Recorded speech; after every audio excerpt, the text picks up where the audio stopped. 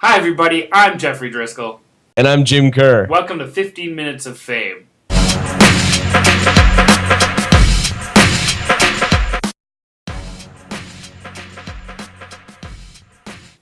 Let's start on the ice, Jim, where things are starting to heat up with the trade deadline approaching. The biggest story this week may have revolved around a guy who 100% will not be getting traded, though.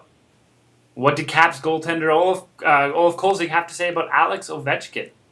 Well, he kind of said he's enjoying the rock star status a little bit too much, and which is why he isn't dominating, and basically that he should work harder and maybe recommit a little bit. But it was kind of a strange fallout from that because George McPhee kind of agreed, and Alex Ovechkin kind of said that, well, Kolzig was one of the hardest working guys in the NHL during his day, so he holds people to that standard. And I don't know, it was a very strange story though, because he's not having a bad season by regular person's standards. He's having a bad season by Alex Ovechkin standards. But it's weird to have the goalie coach or whatever he is call out the team's superstar. Yeah, I mean, it's true. Olaf Kolzig was known to be one of the guys who worked that hard, and probably why he stayed in the NHL for so long. But, different players train differently. And, this isn't exactly Ovechkin's year, but it's just interesting. I don't know. Hey, if this is Alex Ovechkin, not working very hard and getting these points and racking these points up, I don't want to see him if he turns it on like Olaf Kolzig. That'd be something else. I bet you the Caps want to see that, though. I bet you.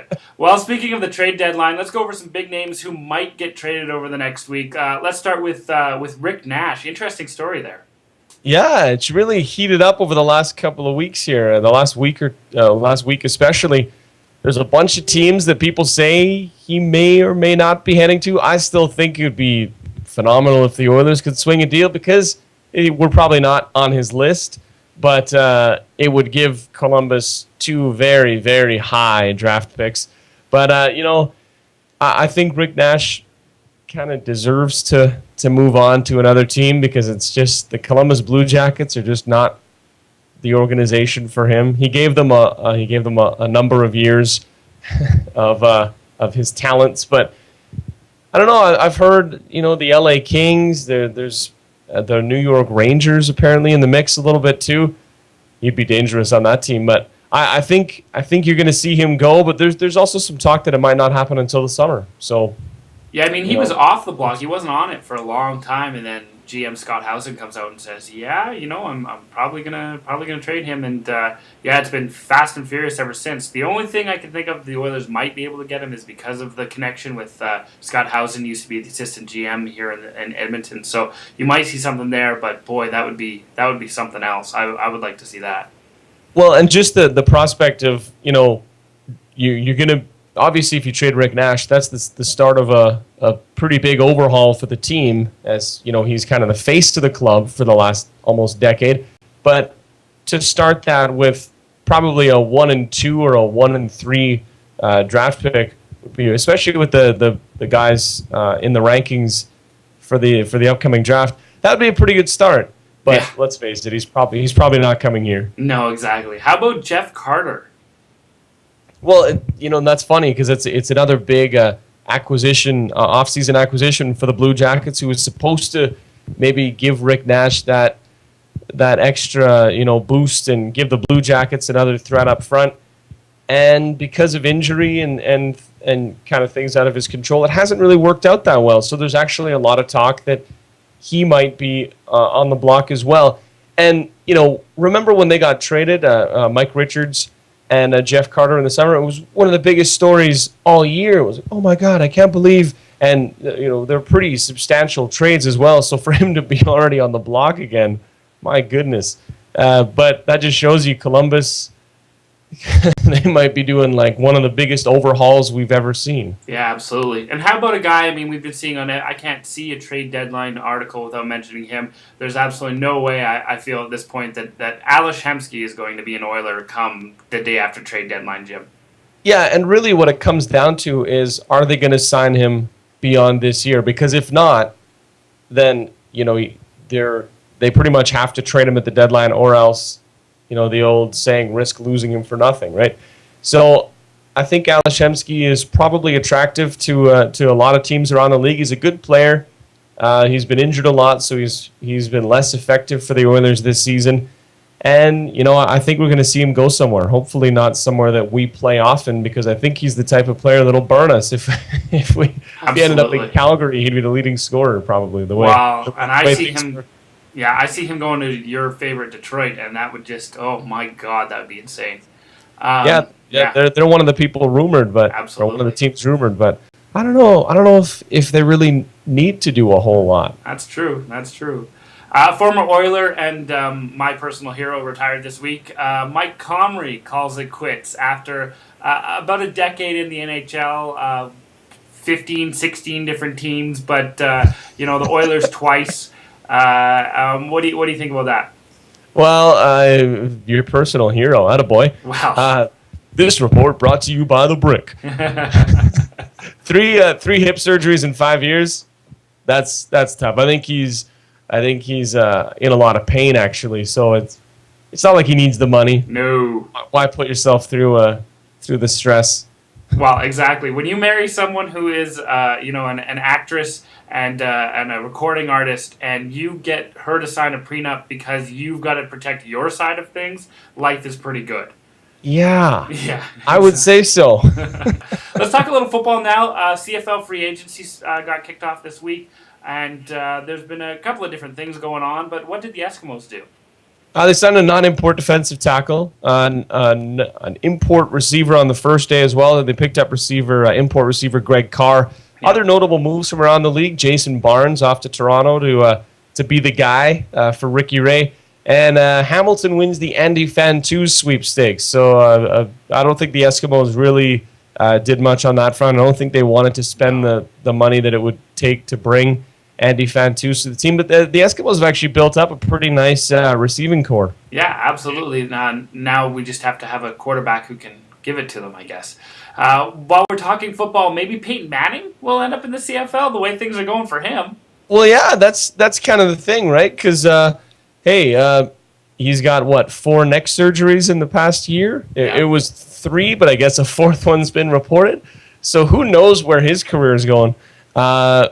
Maybe we'll see him retire. But, hey, there is a spot potentially here in Edmonton, Peyton. And quickly to basketball, LeBron James made some interesting comments this week. I don't know where he's coming from with this stuff, but where he might end up next time he's a free agent? Yeah, he's maybe reaching out to his old club. Yeah, it's a little, and he's been pretty upfront about it. It's not like a quote was taken out of context. It was maybe the fans would take a little while to warm up to the idea, but so that's kind of interesting. It's always weird when a player on a team is talking about playing for another team in the future. Totally, and for him to burn Cleveland and then think, hey, maybe they'll take me back. Weird. Do you think it'll be an hour-long special when he decides? I think it would have to be. Or no, he'd have to... Decision 2. Choose harder. He'd have to up it. He'd have to do an hour and a half. I don't know. Let's get to some boxing news. And we're here on 15 Minutes of Fame. We're doing boxing news that doesn't involve 2 guys who will never, ever fight. Dereck Chisora promised an 8th-round knockout of World Boxing Championship heavyweight champ Vitali Klitschko, then slapped him at the weigh-in. What happened there, Jim? Oh yeah, that was intense. The weigh-ins are always a funny thing, but who slaps? Yeah, and then at the fight, they get there for the intros and all that. He spits water, a mouthful of water, in the face of Vitali Klitschko's brother Vladimir, like just right up in his grill. Yeah. Water trickling down his face, doesn't flinch a muscle. Oh, and then the fight itself, it went the distance, but I kind of have a feeling Vitali wanted to inflict as much punishment on Chisora as possible. So he won a unanimous decision, and I guess there was some stuff after the fight and all kinds of things going on, but hey, you know what? I guess it has people talking about a division that's dominated by 2 brothers who own all the belts and will never fight each other. So basically, the story in the heavyweight division has to be a challenger, and so I guess he's sort of. It was almost like he was going for the Muhammad Ali approach, like act crazy. Yeah, exactly. Yeah, Chisora. I mean, it looks like he's going to get another couple of fights because like you say, the heavyweight. It's a mess right now, and so he was in his post fight press conference, and he said he wasn't hurt. He's like, I went 12 rounds, but I'm not hurt. I could go again, and then David Hay, former champ, David Hay's camp is there, and they're heckling him. They're heckling Chisora, and those two camps get into a fight afterwards. I mean, like, you expect this kind of stuff from MMA, Jim, but, and you're not even seeing it very much from mixed martial arts now. Maybe this is just one more thing on top of the pile that converts a lot of fight fans over to mixed martial arts from boxing. I don't know. Yeah, it's just a bit of a circus. Oh, it's a complete circus, exactly. Let's go to the GABBYs now, Jim. These are the good and bad by you. Let's kick off the GABBYs this week with a good to Anaheim Ducks forward Teemu Selanne, who is like 65 years old, and scored his 656th career goal this week, tying him for 12th on the all-time scoring list with one VP of the NHL, Brendan Shanahan. Here's the real question, though. Should Shanny suspend Selanne indefinitely now? Well, yeah. I think so. You don't want to fall to 13th on the list. Exactly.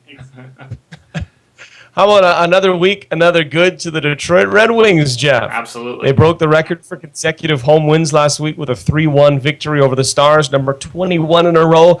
They made it 22 on Friday thanks to a last-second goal by Pavel Datsyuk. Now they're up to 23 straight. So, of course, I'm dreading the inevitable home playoff losses. Yeah, no kidding. What do you think about those? That's going to be the story. Oh, exactly. What do you think about those people who say, "Oh no, but it's not really 23 wins because of the shootout and because of the overtime and blah blah blah." Yeah. Well, I've seen it written a couple of places. They're playing within the rules of their time. They were tied with a team from the 1930s, and I think they didn't have to travel as much. I would say so. There's things that handicap each generation, because really it's three generations of team that because it was a Boston Bruins club from 1929-30 and a Flyers team from the 70s. So there's things in each of those generations that are different from this current. That the game is faster, it's harder to win. There's better players now than there were in the 70s and the 30s. There's more travel now than there was in the 30s, even than in the 70s. Yeah. So exactly. There's a group of people that's always going to say, "Oh, but yes. for every possible thing." But, say somebody breaks any of Wayne Gretzky's scoring records. Yeah, but there's no red line. Exactly. So, Let's give a good to the Boston Bruins' Brad Marchand, who actually is a pretty likable character, despite the fact that he's an on-ice pest. I couldn't help but laugh this week when he admitted that he wasn't featured on the Bruins Stanley Cup Commemorative DVD because he was too drunk to be interviewed. You'll remember, Jim, there were all those pictures of him with his shirt off at the clubs, doing his thing. Good for him. Yeah, it reminds me of the video of Patrick Kane at the Chicago Blackhawks big thing where he's just off to the side doing his thing. But yeah, hey, why not? Good for him. Good for him. How about a bad to the National Lacrosse League's Rochester Knighthawks, Jeff? Yes. 5 players were suspended indefinitely following an alleged dispute at a TGI Fridays in Minnesota. Reports say 20 to 30 people were involved, all sorts of stuff being thrown about. The real irony here, wasn't even a Friday. Wasn't even a Friday, Jim. Let's give a bad to basketball player Roburt. The former Memphis Tech Tiger was apparently cut by a team in Spain because he failed the drug test. The drug in question, Jim, an enlargement pill, which boosts testosterone, which of course is against the rules. Is that worse than the whole female fertility drug thing? You gotta think so. Yeah. Boost testosterone, eh? Yeah.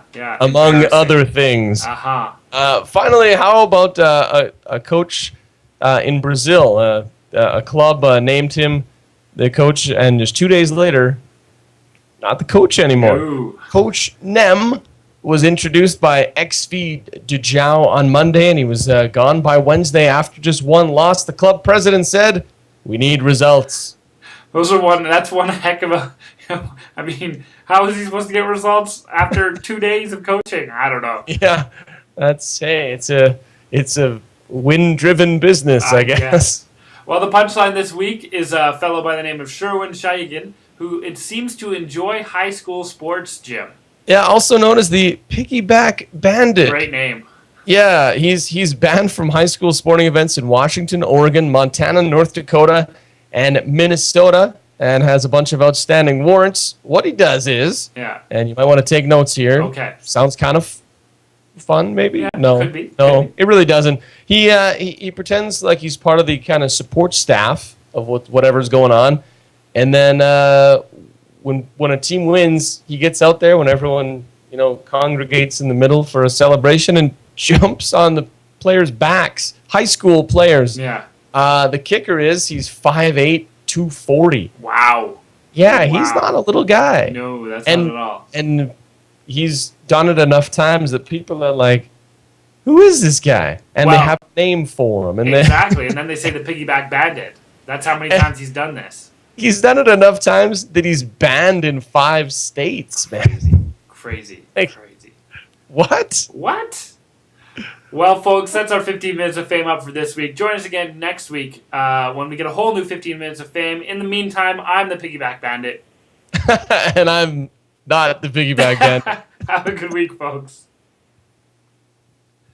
Sorry, I had to. It had to be done. That was good.